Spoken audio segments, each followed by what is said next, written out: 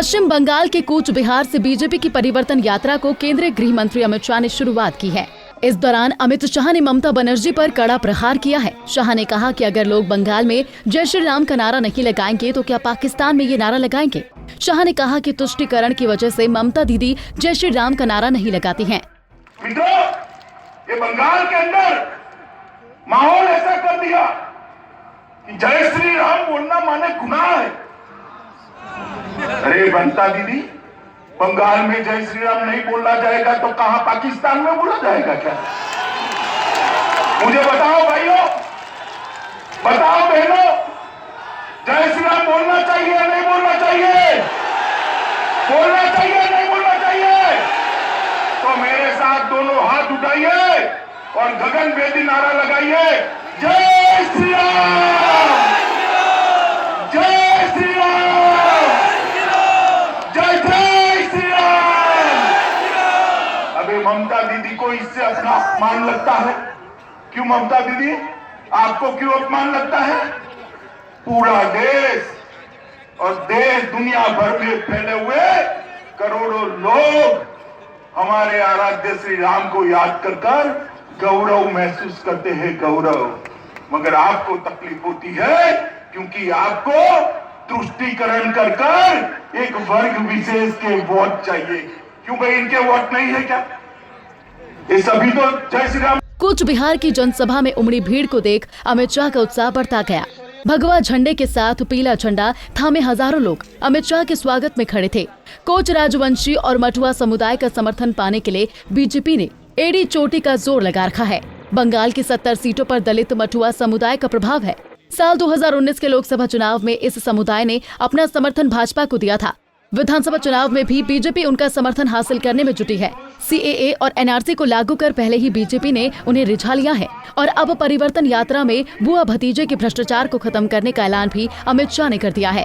उन्होंने कहा कि बेरोजगारी, बम धमाके और हिंसा को समाप्त करने के लिए बीजेपी ने परिवर्तन यात्रा चलाया है। अमित शाह ने कहा कि सोनार बंगला बनाने के मकसद से बीजेपी ने परिवर्तन यात्रा शुरू की है। शाह ने लोगों से 200 सीटें जिताने की अपील लोगों से की है। उन्होंने कहा कि ममता दीदी को बंगाल ने बहुत मौका दे दिया है, अब एक बार नरेंद्र मोदी को मौका दे दीजिए, हम सोनार बंगला बना कर दे देंगे। बम धमाके को बंद कर यहाँ रोजगारी देने की परिवर्तन यात्रा है। ये परिवर्तन यात्रा है किसानों की स्थिति को सुधारने की, उनकी गरीबी को समाप्त करने की परिवर्तन यात्रा है। ये परिवर्तन यात्रा है हिंसा की जगह विकास की राजनीति करने की परिवर्तन यात्रा है। और माताओं, भाइयों, बहनों, ये परिवर्तन यात्रा है सोनार बांग्ला बनाने की परिवर्तन यात्रा। जिस प्रकार से ममता दीदी ने यहां शासन चलाया है और बंगाल को नीचे नीचे नीचे ले गए है, इस बार ये परिवर्तन यात्रा तय करनी है। ये बार बांग्ला, ये बार 200 पार 200 से ज्यादा सीटें जीतकर भारतीय जनता पार्टी की सरकार बनी। बहुत मौका दे दिया ममता दीदी को, 10 साल तक शासन कराया, बंगाल का भला नहीं हुआ। एक मौका नरेंद्र मोदी जी को दे दीजिए, 5 साल में हम सोनार बांग्ला बनाकर आपको दे देंगे मित्रों, 5 साल। वहीं अमित शाह ने अपने भाषण में घुसपैठ की समस्या का भी जिक्र किया। उन्होंने कहा कि बीजेपी बंगाल से घुसपैठ खत्म कर देगी। अमित शाह ने कहा कि बीजेपी की सत्ता में आने के बाद आदमी तो क्या, परिंदा भी पर नहीं मार पाएगा।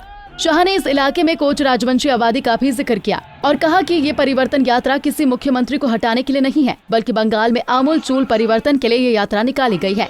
आज कोच राजवंशी समाज की ये प्रचंड जनमेदनी को कहने आया हूं, ये परिवर्तन यात्रा किसी मुख्यमंत्री को बदलने की परिवर्तन यात्रा नहीं है। कोई एमएलए को हराकर दूसरे एमएलए को लाने की परिवर्तन यात्रा नहीं है। ये परिवर्तन यात्रा कोई मंत्री को हटाकर भारतीय जनता पार्टी के मंत्री बनाने की परिवर्तन यात्रा नहीं है। ये परिवर्तन यात्रा है बंगाल की स्थिति में परिवर्तन करने की यात्रा है। ये परिवर्तन यात्रा है। घुसपैठ से आप लोग परेशान हो या नहीं हो भाई बताओ जरा, हो या नहीं हो? आप मानते हो कि ममता दीदी घुसपैठ रोक सकती है? रोक सकती है? ये घुसपैठ रोकने के लिए परिवर्तन यात्रा है। आप एक बार परिवर्तन करिए, भारतीय जनता पार्टी की सरकार बनाइए।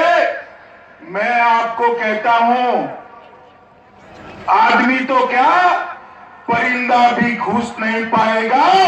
इस प्रकार का बंगाल हम। एक जमाना था जब सेक्युलरिज्म के नाम पर कांग्रेस, वामपंथी और समान विचारधारा वाली पार्टी ने तुष्टीकरण का खेल खुलकर खेला था। इसलिए बीजेपी ने भी भगवा आंदोलन खड़ा कर तुष्टीकरण की राजनीति के खिलाफ हल्ला बोल दिया और धीरे धीरे देश में कांग्रेस और वामपंथी सिकुड़ता चला गया। बीजेपी यही प्रयोग अब पश्चिम बंगाल में कर रही है। यही वजह है कि जय श्री राम और घुसपैठ के मुद्दे पर तृणमूल कांग्रेस को घेर लिया है। अब देखते हैं कि पश्चिम बंगाल में ममता दीदी कैसे बीजेपी की इस चुनौती का जवाब देंगी। पंजाब केसरी टीवी के लिए कूच बिहार से उदय प्रताप सिंह की रिपोर्ट।